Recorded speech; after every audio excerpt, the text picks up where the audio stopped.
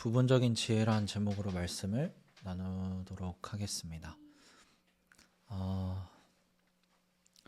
우리가 오늘 본문 같은 경우에 특별히 오독하기가 쉬운데 어떤 점에서 그런지 먼저 생각을 해보고 싶어요. 우리는 성경 속에서 특별한 진리 혹은 그것을 통해서 얻을 수 있는 지혜를 갖고 싶어 합니다. 그래서 내 인생의 모든 문제를 한 번에 해결할 수 있는 특별한 무언가를 찾고 싶어 하죠.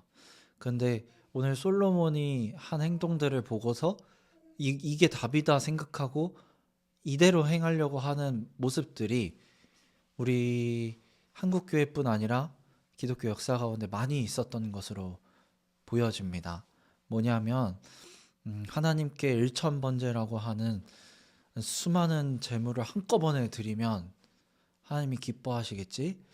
또 이거를 변형해서 적용했었는데 이거 자체를 나쁘다 생각하지는 않지만 하나님께 1000번 동안 연속해서 계속해서 제사 드리듯 예물을 드리거나 새벽 기도를 나가거나 쉬지 않는 예배를 드리는 뭔가 이러한 방식으로 하나님을 섬기면 내가 무언가를 얻을 수 있겠지라는 생각으로 많은 것들을 해왔는데 그 마음 자체를 뭐라 하고 싶은 마음 조금도 없고 다 이해가 돼요. 충분히 우리의 삶에 하나님이 이 모든 문제를 해결해 주실 수 있는 분이라고 생각하니까 우리 가운데 하나님께 그렇게 간절히 매달리면서 나에게 있어서 소중한 것이라도 드리면서 해답을 얻고 싶은 마음은 너무나도 이해가 돼요. 근데 오늘 본문은 적어도 여러분이 가지고 있는 가장 소중한 것, 여러분의 재산 중 정말로 많은 부분을 아낌없이 하나님께 드리면 하나님이 여러분이 원하시는 것, 그 이상의 것을 구하지 않은 것까지도 주실 겁니다. 라는 이야기를 하고 있지 않다는 거죠. 근데 오늘 이런 소리가 들어갈 때 영상을 들어보니까 좋긴 하더라고요. 약간 기분이 좋아져요, 듣다 보면. 그래서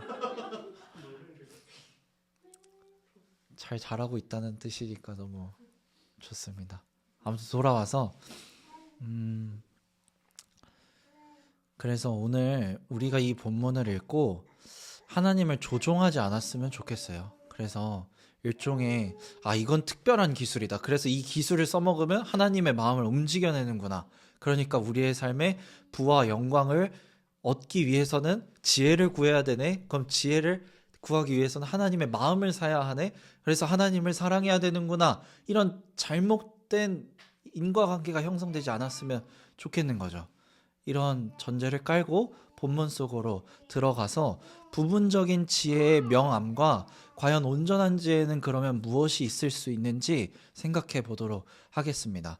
오늘 열왕기상 3장 전체를 다룰 것 같은데 앞부분을 핵심적으로 다루겠어요.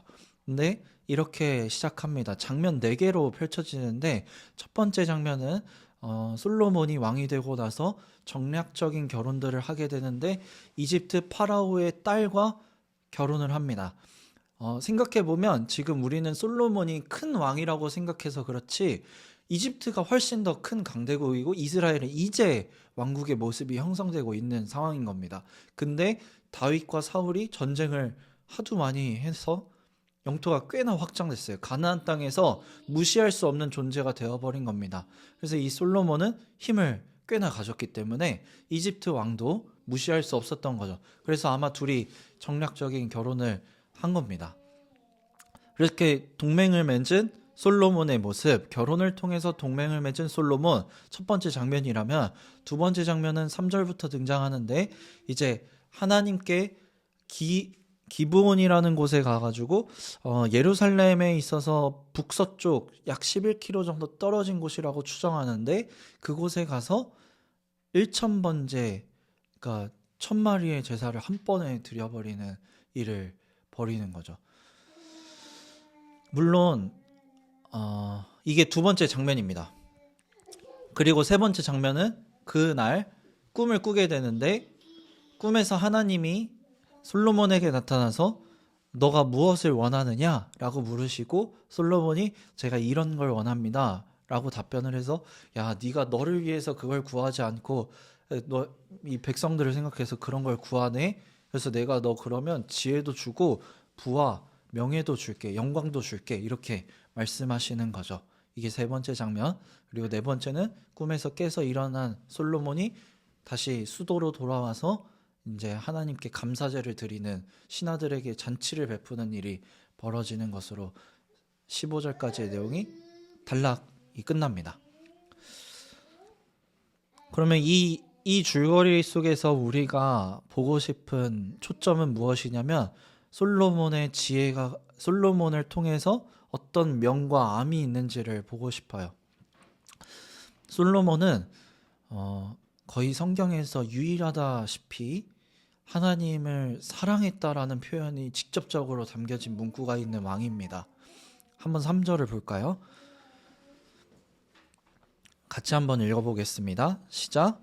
솔로몬이 여호와를 사랑하고 그의 아버지 다윗의 법도를 행하였으나 산당에서 제사하며 분향하더라. 3절에 보면 솔로몬이 여호와를 사랑하고 그의 아버지 다윗의 법도를 행하였으나 산당에서 제사하며 분향했다라고 말하고 있어요. 앞부분에 솔로몬이 여호와를 사랑해서 그의 아버지 다윗의 법도, 그러니까 다윗이 따랐던 하나님의 법도를 따라서 행했던 것을 분명히 언급해주고 있습니다. 솔로몬이 지금 하고 있는 행동이 거짓이 아니에요. 위선도 아니고요. 그에게는 진심이었습니다. 하나님을 정말로 사랑했던 것이고, 그래서 하나님의 뜻을 따라 살고 있었던 사람이에요. 그러니까 그 다음에 벌어지는 행동인 4절에 보면 이에 왕이 제사하러 기브온으로 가니 거기는 산당이 큼이라. 그러니까 수도에 언약궤가 있는데 이미 거기서 제사를 따로 드리지 않고 아직은 성전이 완성되지 않았다고 오늘 3장 1절에 말하고 있는데, 그러니까 산당, 그러니까 제사를 드리는 곳에, 제물을 바치는 곳에 그 중에서 가장 큰 곳, 기브온이라고 했던 곳으로 떠난 거죠. 근데 지금이야 11km가 가까운 거리지만 그리 가까운 거리가 아니에요. 거기다가 왕이 행차한다고 하면 그냥 하루를 그냥 다 날리는 걸 겁니다. 그런데 그 하루를 다 써서 왕이 가서 한 행동은 뭐냐면 1000마리를 제사를 드리는데, 이 1000마리 제사 드리는 게 솔로몬이 부자니까 라고 생각하기 쉽지만 지금은 아직 부자가 아닐 수도 있고, 중요한 것은 NAC라는 권위 있는 주석 시리즈와 TOTC라는 주석의 이야기들을 살펴보니까 뭐라고 말하냐면, 아무리 왕이라고 할지라도 이렇게 큰 제사를 드리는 경우가 없기 때문에 쓰였다는 거죠. 그러니까 무슨 얘기냐면 지금 솔로몬은 자신의 재물을 진심으로 아끼지 않고, 지금도 소 한 마리 값이 엄청나잖아요. 근데 1000마리를 이때 당시에 다 드린다는 거는 정말로 흔치 않았던 겁니다. 근데 뭘 얻어내고자 그랬던 것으로 보이지 않아요.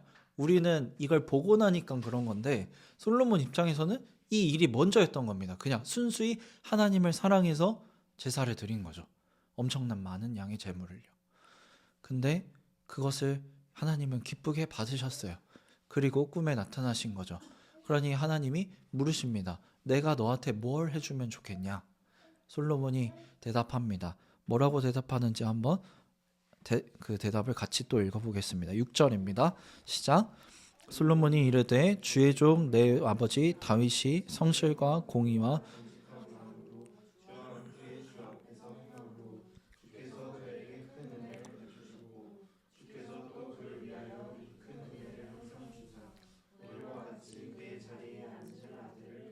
칠 절입니다. 나의 하나님 여호와여, 주께서 종으로 종의 아버지 다윗을 대신하여 왕이 되게 하셨사오니 종은 작은 아이라 출입할 줄을 알지 못하고. 먼저 구하기 전에 자기의 존재가 어떤 존재인지, 그래서 왜 내가 이걸 구하는지를 설명하는데, 솔로몬은 분명한 지혜가 이미 이때부터 있었어요. 어쩌면 이때가 가장 지혜로웠을지도 모릅니다. 그러니까 지혜라는 게 하나님이 딱 소유권을 주듯이 뭔가 이렇게, 야 너는 이제 지혜가 생겼다 이렇게 해서 주어지는 개념이 아닐 수 있다는 거예요. 근데 어떻게 드러나냐면 솔로몬이 고백합니다. 내가 지금 이 자리에 있는 것은 내가 잘 돼서 그런 게 아니고 내가 잘나서 그런 것도 아닙니다. 내 아버지가 당신의 뜻을 따라서 그 율례와 법도를 지키면서 살아왔고 하나님께서는 우리의 가정을 특별히 여기셔서 제가 이 자리에 있을 뿐입니다. 그런데 저는 이 자리에 어울리지 않는 사람입니다. 저는 이 자리에 비해서 너무나도 작습니다. 지금 본인이 아이가 아닌데 아이라고 말하는 거예요. 저는 다모니아도 비슷합니다. 라는 이야기를 하고 있는 거죠. 웃긴 이야기를 하고 있는 겁니다. 솔로몬은 건장했을 거고 이미 성인이 결혼한 이야기도 나오고 있는데 그러고 출입할 줄을 못한다라고 말합니다. 이게 무슨 말일까요? 나는 작은 아이입니다. 그리고 출입할 줄을 알지 못합니다. 라고 말하는데 이 출입할 줄을 알지 못한다는 말은 그냥 리더십에 관한 관용어구라고 생각하시면 돼요. 그러니까 왕으로서 지도자로서 하는 힘을 가지고 있는 표현인 겁니다. 출입한다 라는 이야기를 이 사람에게 왕의 마땅한 권한이 있다. 혹은 이 사람이 리더십을 충분히 발휘할 힘이 있다. 이런 표현인 거죠. 근데 그것을 표현한 겁니다. 저는 할 줄 아는 게 없습니다. 근데 이게 그냥 일부러 자신을 낮춰서 막 목사님들한테 설교 좋았습니다라고 했을 때 감사합니다라고 했을 때 아니에요 하는 그 유난 떠는 겸손이 아니고 진심으로 자기를 작다고 생각한 거예요. 솔로몬은 진심으로 자기는 약하다고 생각했을 거예요. 그러니까 바로의 딸과도 결혼하지 않았을까 생각합니다.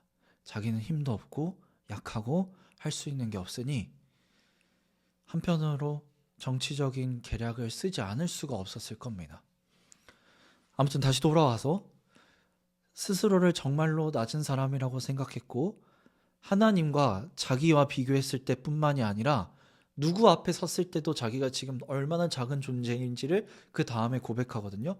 그래서 이 지혜를 구하게 됩니다. 다시 한번 그 다음을 읽어보도록 하겠습니다. 8절, 9절입니다. 시작. 주께서 택하신 백성 가운데 있나이다. 그들은 큰 백성이라 수요가 많아서 셀 수도 없고 기록할 수도 없사오니 누가 주의 이 많은 백성을 재판할 수 있사오리이까. 듣는 마음을 종에게 주사 주의 백성을 재판하여 선악을 분별하게 하옵소서. 솔로몬이 또 한 무리 앞에서 자기를 낮추게 됩니다. 자신의 백성이라고 생각하지 않아요. 주의 백성이라고 생각합니다. 주께서 택하신 백성 앞에 내가 서 있는데 이들은 크고 많습니다. 그들에 비하면 나는 너무 할 수 있는 게 없습니다. 그들을 어떻게 관리해야 될지도 모르겠고 아버지 다윗은 전쟁하느라 이리저리 나갔지만 저는 이제 부풀려진 혹은 이제 확장된 이 영토와 사람들을 다스려야 되는데 어떻게 할 수 있을지 잘 모르겠습니다. 그냥 잘하고 싶은 게 아니라 그들의 송사를 듣고 신원을 해주고 싶습니다. 억울함을 없이 공평한 정의를 이루고 싶습니다. 하나님 도와주세요. 라는 이야기를 한 거예요. 그래서 듣는 마음을 이야기한 겁니다. 히브리어로 레브 쇼메아라고 하는 이 듣는 마음은 중의적으로 해석할 수 있을 여지가 보인다고 저는 생각을 하는데 한편으로는 하나님에게 듣는 겁니다. 주의 백성이니까 주님의 뜻이 무엇인지를 듣는 마음을 구하는 거죠. 또 한편으로는 정말로 주의 백성에 대한 궁금함이 있어서 이들의 억울함이 무엇인지 그들의 신음하는 소리를 듣는 마음인 겁니다. 그러니까 솔로몬은 지금 자기를 위해서 어떠한 것도 구하지 않아요. 정말로 이 자리가 하나님이 주신 자리라고 생각하기에 이 자리를 잘 해내고 싶고 이 자리를 하나님의 뜻에 맞춰서 행하고 싶은 순수한 마음이 가득가득 담겨 있어요. 근데 하나님께서는 이것을 기쁘게 받으셨습니다. 그리고 그 다음에 하나님이 이렇게 답변하시죠. 10절과 11절, 12절, 13절까지 읽어보도록 하겠습니다. 10절부터 13절 함께 읽겠습니다. 시작. 솔로몬이 이것을 구하매 그 말씀이 주의 마음에 든지라. 이에 하나님이 그에게 이르시되 자기를 위하여 장수하기를 구하지 아니하며 부도 구하지 아니하며 자기 원수의 생명을 멸하기도 구하지 아니하고 오직 송사를 듣고 분별하는 지혜를 구하였으니 내가 내 말대로 하여 내게 지혜롭고 총명한 마음을 주노니 내 앞에도 너와 같은 자가 없었거니와 내 뒤에도 너와 같은 자가 일어남이 없으리라. 내가 구하지 아니한 부귀와 영광도 내게 주노니 내 평생의 왕들 중에 너와 같은 자가 없을 것이라. 아멘. 하나님이 이거를 기쁘게 받으신 느낌이 너무나도 납니다. 주의 마음에 들었다 표현하시죠. 그리고 너 자신을 위하여 장수도 오래 사는 것도 구하지 않았고 부 자체도 구하지 않았고 원수의 생명을 멸하는 것을 구하지도 않았다. 그러나 오직 이 선악을 분별하는 송사를 듣고 지혜롭게 판단할 수 있는 그 듣는 마음에 기인한 지혜를 구하였으니 내가 그것뿐 아니라 부와 영광도 너에게 주겠다. 너와 같은 자는 이전에도 없었고 이후에도 없으리라 라고 말씀하셨죠. 그리고 정말로 그렇게 이루어진 것을 보게 됩니다. 솔로몬은 이후에 이집트도 그렇고 그 주변의 근방에 있는 국가들이 쉽게 건드리지 못할 만한 사람이 되었습니다. 그냥 건드리지 못할 정도의 사람이 된 게 아니고 솔로몬이 가지고 있는 병거와 마병 그리고 그의 지혜, 그의 금고가 얼마나 잔뜩 있는지 여러 가지를 다 보고 싶어서 사람들이 몰려오게 되는 이야기도 담겨 있죠. 남방 여왕도 일어나서 솔로몬의 지혜를 들으러 오게 됩니다. 솔로몬이 쓴 책들로 알려진 구약 안에서의 이야기들을 보면 얼마나 지혜로워 보이는지 알 수 있어요. 그는 여러 가지 분야에 관심이 많았던 것 같고 관심을 가졌던 분야에는 꼭 정점을 찍은 것처럼 느껴지는 잠언들을 말합니다. 그러니까 잠언이라는 이 아포리즘이라는 것은 어떤 사람들이 현대에 내냐면 시인 중에 진짜 유명한 사람들, 소설가 중에 어떤 문장만 내뱉어도 묵직하게 쿵 하고 오는 사람들이 아포리즘을 묶어서 책을 내요. 그러니까 그런 사람인 거예요. 이 당대의 가장 위대한 석학이라고 할 수 있을 만한 노벨상을 휩쓸었어도 이상하지 않을 사람이 솔로몬인 거죠. 정말로 지혜로워졌고 그는 남부러울 것이 없는 사람이 되었습니다. 그래서 하나님이 마지막에 이렇게 뒷붙이는 말에 가장 중요한 이야기를 또 들려주십니다. 14절을 같이 읽어보죠. 시작. 내가 만일 내 아버지 다윗이 행함같이 내 길로 행하며 내 법도와 명령을 지키면 내가 또 내 날을 길게 하리라. 근데 그 듣는 마음이 하나님은 오래 가길 바라셨던 것 같고 당연히 그러시길 원하시겠죠. 하나님에 대해서도 하나님의 백성에 대해서도 듣는 마음이 계속되고 온전하길 바랬을 건데 그것에 대한 표현으로 다윗이 행함같이 내 길로 행하며 내 법도와 명령을 지켜라. 솔로몬은 일부 그런 일들을 행했고 이후에 점점 혼탁해져 갑니다. 오늘 본문에서 명함을 다룬다 그랬는데 명은 솔로몬의 진심입니다. 그리고 솔로몬이 가지고 있는 하나님을 사랑한 것, 그의 백성들을 사랑한 것, 그래서 정말로 좋은 왕이 되려고 했던 것, 누가 봐도 좋은 지도자가 구해야 할 것을 딱 정확히 구한 것, 그 모든 게 아름답습니다. 근데 이 지혜마저도, 이 온전해 보였던 이 지혜마저도 부분적이었던 거죠. 이 진심 어린 마음도 여호와를 사랑했다라고 표현된 이 문구마저도 솔로몬에게 있어서는 부분적이게 되는 겁니다. 이 본문 안에는 이 밝은 부분만 있는 것이 아니고 어두운 부분이 같이 공존하는데 한 가지는 우리가 먼저 봤던 1절에 나와 있는 정략적인 결혼이에요. 솔로몬은 구약 성경을 아마 달달달달 외울 정도로 이해하고 있었을 거예요. 그가 쓴 성경 내용들을 보면 충분히 모세오경을 다 이해하고 있고 암송하고 있을 것처럼 보이는데, 근데 신명기에 나와 있는 왕에 관한 이야기들, 리더십에 관한 이야기들에 대해서 분명히 잔뜩 써져 있는데 그것을 무시하는 것처럼 느껴집니다. 병과 마병을 많이 두지 말고 아내를 많이 두지 말라고 분명 써져 있어요. 그런데 솔로몬은 그것은 모른 척 해버리는 거죠. 나중에 처첩이 1000명이 됩니다. 그러니까 수많은 아내들을 두면서 자신 주변의 나라에 있는 강대국들의 왕의 모습을 닮아가기 시작합니다. 정략적인 결혼도 하고 내가 원하는 사람은 다 아내로 삼고, 그리고 이 나라에서 누구보다 위대한 존재로 추앙받기 시작하는 거죠. 힘을 과시하기 시작합니다. 병과 마병을 두면서 더 이상은 하나님을 의지하지 않게 됩니다. 제가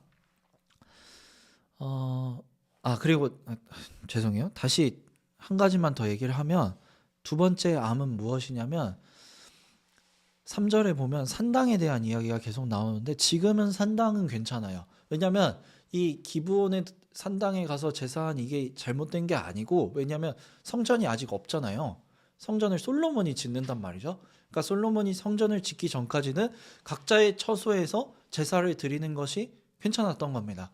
근데 성전이 지어지고 난 다음에 언약궤도 거기에 있는데 하나님께서 이곳에서 내가 이제 예배를 받겠다 하는데 사람들이 그 방법과 그 규례를 따르지 않고 자기 멋대로 각각의 원래 있던 산당들에서 예배하기 시작하는데 거기서 이제 이방신들도 섬기기 시작하는 거죠. 이게 문제가 나중에 되는 겁니다. 그래서 계속 여호와를 사랑했다. 근데 산당이 있다. 뭐 이런 식의 그러나 이런 표현들이 계속 있는 거죠. 불길한 암시를 이렇게 두 가지를 이미 본문 안에서 넣어놓고 있는 겁니다. 솔로몬의 진심과 아름다운 모습들, 지혜로운 모습들이 있음에도 불구하고 그의 한편으로는 어두운 냄새들이 스멀스멀 나는 것이 보여지는 거죠. 이제 이 본문을 우리에게 가지고 와볼 때 어떤 이야기를 할 수 있을까요? 저는 개인적으로 이번 주에 이 본문을 묵상하면서 윤동주 문학관을 부암동에 있는 곳을 갔다 왔었는데 윤동주가 얼마나 치열하게 씨름했고 그의 삶 전체를 진지하게 살았는지, 그가 겪는 직면하는 문제들에 있어서 얼마나 외면하지 않았는지가 잘 느껴지더라고요. 그래서 윤동주 하면 부끄러움을 아는 시인이라는 이런 관용적인 표현들이 등장하는데 윤동주가 쓴 원고를 육필 원고라고 해요. 그러니까 이렇게 출판하기 전 자필로 써져 있어서 흔적들이 남아있는 원고를 육필 원고라고 하는데, 손으로 쓴 그 육필 원고에 팔복이라는 시가 있습니다. 근데 그 팔복에 슬퍼하는 자는 복이 있나니, 그 다음에 팔복은 다른 사람들의 이야기를 계속 하잖아요. 애통하는 자는 복이 있나니 뭐 저들이 어쩌고 저쩌고 할 것이요 막 이렇게 계속 가잖아요. 근데 슬퍼하는 자는 복이 있나니, 슬퍼하는 자는 복이 있나니, 슬퍼하는 자는 복이 있나니, 슬퍼하는 자는 복이 있나니 8번 말한 뒤에 저들이 슬플 것이요 이렇게 쓰는데, 찍찍 그은 다음에 저들이 위로를 받을 것이며, 다시 또 찍찍 긋고 저들이 슬플 것이요 하고 슬플 것이요 앞에 이렇게 사이 표시를 넣은 다음에 영원히 슬플 것이요 이렇게 마무리가 됩니다. 근데 윤동주가 그 당시에 자신이 겪었던, 그리고 그 조국이 겪었던 그리고 자기 주변 사람들이 겪고 있는 이야기들, 자신에게 있어서 시는 너무 쉽게 쓰여지는데 너무나도 슬픈 현실은 시가 쉽게 쓰여지는 거에 비해서 아무것도 달라지지 않고 할 수 있는 게 없는 거죠.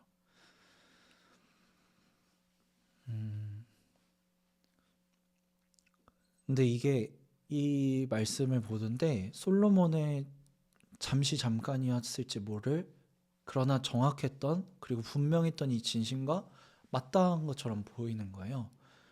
윤동주도 가졌고 솔로몬도 가졌고 근데 제게는 왜 없는 것처럼 느껴지는 슬퍼하는 자들에 대한 그 듣고 싶어하는 그 마음이 왜 나는 없을까? 제가 가지고 싶었던 지혜는 제 삶에 하나님이 없어도 될 만큼 제가 똑똑해지는 그 지혜를 원했던 것 같아요. 그러니까 하나님께 지혜를 구해서 하나님을 삭제해 버리는 거죠. 스스로 하나님처럼 되고 싶은 지혜를 구할 뿐이었던 거예요. 제 안에서는 이 솔로몬의 진심과는 다르게 여러분의 아픔과 혹은 제 주변 사람들 그리고 이 나라와 세계에서 벌어지는 일들에 관하여 사실은 너무나도 무감각해져 있는 모습을 보게 되는 겁니다.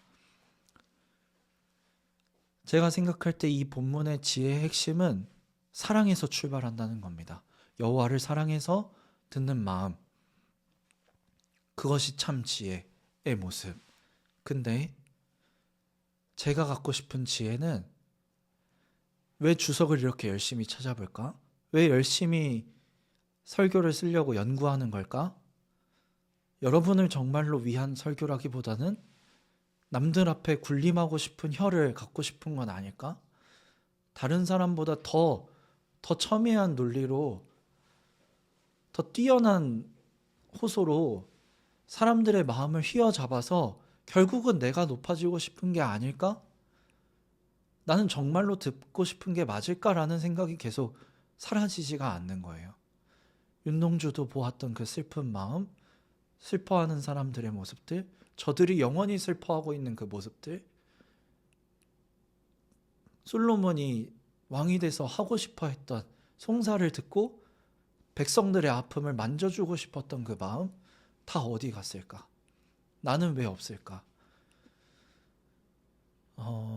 그런데 오늘 아침에 제가 이 설교를 원래 전개했던 지금까지는 비슷한데 제가 전개하고 싶었던 방식과 뒷부분을 다 바꿔버린 게 있는데 오늘 아침에 뉴스를 하나 보게 되는데 호멀로즈인가요? 정확히 지금 그 해협 이름이 생각이 안 나는데 지금 이란에서 벌어지고 있는 일들을 뉴스에서 보셨을 겁니다. 중동에 트럼프가 미사일을 잔뜩 폭격했고 그리고 이란은 드론을 띄워서 주변 국가들을 참전시키려고 계속 방해하는 일들을 같이 벌이고 있고 그러면서 트럼프가 오늘 아침에 보니까 이 해협에서부터 이란 앞바다에서 나오는 이 해협에 원유 같은 것들이 다 그 길목에서 전 세계 20% 정도 되는 양들이 나온다는데 8%에서 20% 사이에 되는 양이 거길로 나온대요. 근데 지금 그게 막힌 거예요. 그러면 전 세계 경제가 지금 엄청 휘청할 수 있으니까 본인도 타격을 받을 테니까 이제 이 모든 혜택을 보는 이 원유의 혜택을 보는 국가들은 파병해라 라는 거예요. 근데 이 해협과 그리 멀지 않는 데가 아덴만이라는 곳에 있어요. 예멘 앞바다에 아덴만이라는 곳이 있는데 청해부대라는 우리나라의 해군이 가 있습니다. 근데 제 친구 우리 이 작은 장 큰 바다에게 그 파병 갔을 때 월급을 받은 첫 월급을 50만 원 정도를 감사원금했던 친구예요. 근데 이 친구랑 지금 당연히 연락은 닿을 수가 없고 근데 어떤 일이 벌어질지 모르는 거죠. 이제 파병을 요청했으니까 아덴만에서 그 해협까지는 금방이거든요. 그럼 이제 무슨 일이 터질지 모르는 겁니다.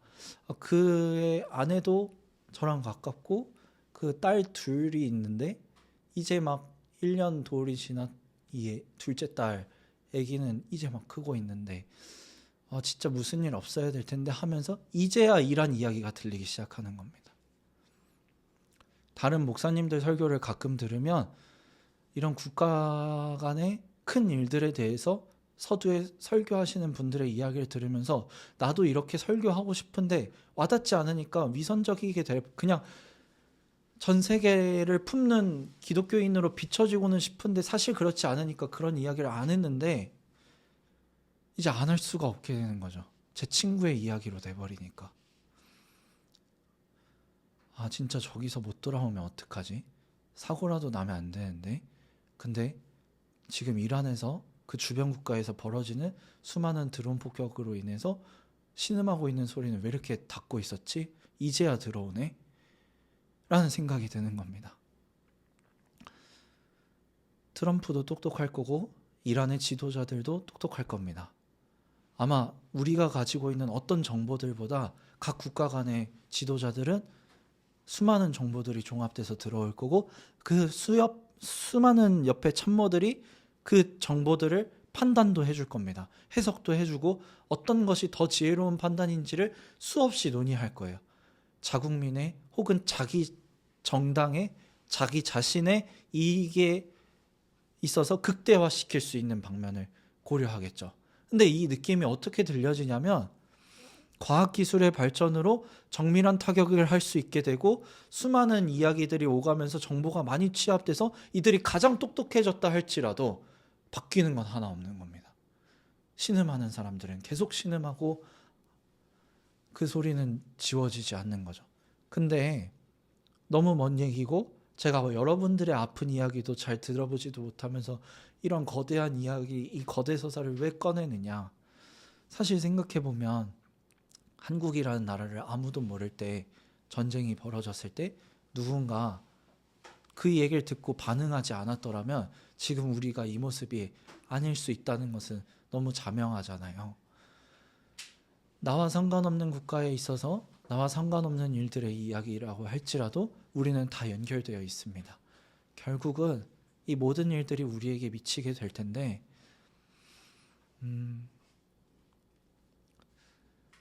우리는 어떤 지혜를 구하고 있는가요? 우리가 구하고 있는 지혜의 모습은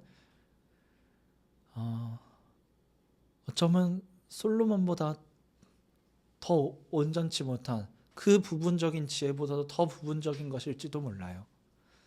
그냥 자기 자신만을 위한 지혜, 내 삶을 그냥 조금 더 나은 방향으로 구하는 지혜 정도일지 모릅니다. 그런데 적어도 솔로몬이 보여준 이 부분적인 그러나 온전했던 이 지혜는 하나님에게서 듣고 하나님의 사람에게서 듣는 마음의 지혜였습니다. 이 지혜는 자기중심적인 지혜가 아니었어요.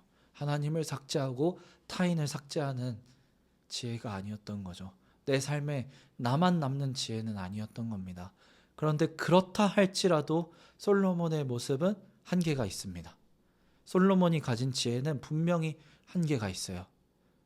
그러면 제가 계속해서 말씀드리고 싶었던 이야기, 솔로몬보다 더 나은 이가 여기 있다. 솔로몬보다 더 나은 지혜는 무엇이 있었길래 우리는 왜 계속 이 예배를 드릴까요? 우리가 붙잡을 수 있는 더 나은 지혜는 과연 무엇일까요?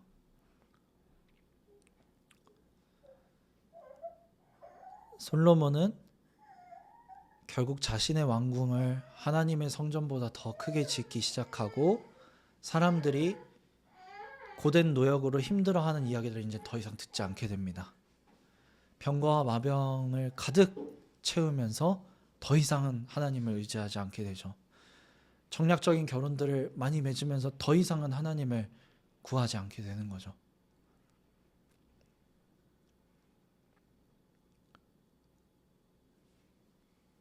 그러나 온전한 지혜가 여기 있습니다. 하나님은 우리의 이야기를 계속 듣고 계십니다. 그는 정말로 듣는 마음의 근원이셔서 그 듣는 마음을 주실 수 있는 분, 하나님은 우리의 이야기를 들으시는 분이십니다. 그래서 누구도 듣지 않음에도 하나님은 계속 말씀하시는 게 선지서예요. 그래서 선지서에 대한 이야기를 듣고 반응하면서 사람들이 그러면 우리에게도 다윗의 자손을 주세요, 메시아를 주세요 하면서 더 나은 왕을 주세요 하면서 기다리고 있었는데, 하나님이 보여주신 더 나은 왕, 더 나은 지혜의 모습은 사람들의 이야기가는 정말 달랐죠. 하나님이 듣지 않음을 느꼈는데 사람들이 하나님이 침묵했다고 생각하는 그 순간, 아니다, 내가 정말로 너희 이야기들을 듣고 있었고 철저히 암흑기 같은 그 중간기 속에서도 나의 일을 하고 있었는데 바로 내 아들을 준비하고 있었다. 그리고 그 아들을 우리에게 주심으로 더 나은 왕을 세우신 거죠. 인간의 어떤 지혜로운 왕도 자기 자신을 벗어날 수가 없는데, 자기 자신만을 위한 일을 끝낼 수가 없는데, 하나님은 우리의 이야기를 계속해서 들으십니다. 마침내 어디까지 들으시냐? 솔로몬은 그 왕의 자리를 더욱 견고히 하게 만들었고, 누구도 쉽게 올라오지 못하게, 다른 나라 왕이 아니면 자기를 접견하지 못할 정도로 위대해졌게 만들었지만, 예수님은 가장 낮은 곳으로 내려오셔서 우리의 이야기를 다 들으셨습니다. 마국간에서 아이를 출산할 데가 없어서 그곳에서 출산하고 있는 부모의 마음의 이야기를 들으셨고, 목수의 마음의 이야기를 들으셨고, 지나가시면서 수많은 병자들이 신음하고 있는 베데스다에서 웅성웅성거리는 그 신음소리를 들으셨고, 죽은 자를 놓고 죽은 아들을 놓고 울고 있는 어미의 소리를 들으셨고, 그는 우리의 모든 소리를 듣고 계셨습니다. 그래서 더 나은 지혜는 다른 사람을 죽이고 다른 사람을 배제하고 하나님마저 삭제해서 혼자 신이 되는 그런 지혜가 아니었고, 하나님이 가지신 지혜는 가장 어리석어 보이는 십자가에서 자기를 주심으로 우리를 사신 지혜를 보이셨습니다.